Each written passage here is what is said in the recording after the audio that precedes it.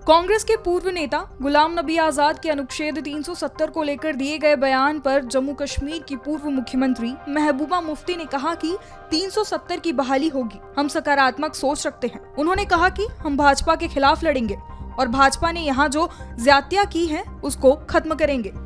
जी जवाहरलाल नेहरू, वल्लभ भाई पटेल, सर सैयद अहमद खान और जितने भी बाकी लीडर थे, सुभाष चंद्र बोस और शहीद भगत सिंह, उन्होंने अंग्रेजों के खिलाफ, उस जुल्म और सितम के खिलाफ लड़ाई लड़ी।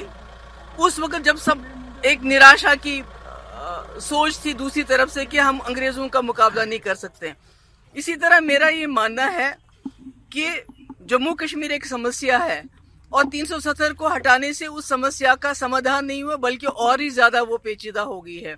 जिस तरह उस वक्त कांग्रेस की जमात ने अंग्रेजों के खिलाफ आवाज उठा के इस मुल्क से अंग्रेजों के जुल्म को खत्म किया, इसी तरह जम्मू कश्मीर में ऐसी कई आवाजें हैं जिनको ये यकीन है कि जम्मू कश्मीर में न सिर्फ हम 370 की बहाली करेंगे, बल्कि जम्मू कश्मीर की समस्या जिसकी वजह से हजारों की तादाद में सिक्योरिटी फोर्सेस हो, कश्मीर के लोग हो, कश्मीरी पंडित हो, मुसलमान हो, जिन्होंने अपनी शहादतें दी हैं और इस मसले का भी हल करवाएंगे। आपने कभी सोचा था कि LK आडवाणी साहब, जो यासीन मलिक जो इस वक्त जेल में है, उनके साथ हाथ मिलाएंगे, बात करेंगे? आपने कभी सोचा था मोदी जी बिन बुलाए पाकिस्तान जाएंगे नवाज शरीफ की पोती की शादी में? कभी सोचा था?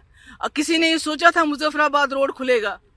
ये तो सोच और सोच पे डिपेंड करता है। हम पॉजिटिव सोच रखते हैं। हमारा ये मानना है कि जिस तरह से कहीं भी किसी भी मुल्क में जब कोई ज्यादती हो जाती है, उसके खिलाफ, बीजेपी के खिलाफ हम लड़ेंगे और जो बीजेपी ने यहाँ ज्यादतियां की उनको खत्म करेंगे, मसले कश्मीर को भी हल करेंगे और 370 की भी बहाली। ये मेरी सोच है।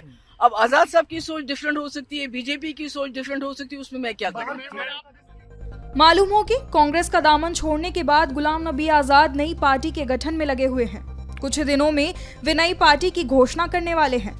ऐसे में वे जम्मू कश्मीर में लोगों के बीच जा रहे हैं। रविवार आजाद ने अपनी पार्टी बनाने की तैयारियों के बीच कहा था कि वे अनुच्छेद 370 के मुद्दे पर लोगों को गुमराह नहीं करेंगे, क्योंकि संसद में केवल 2/3 बहुमत वाली सरकार ही प्रावधान की बहाली सुनिश्चित कर सकती है।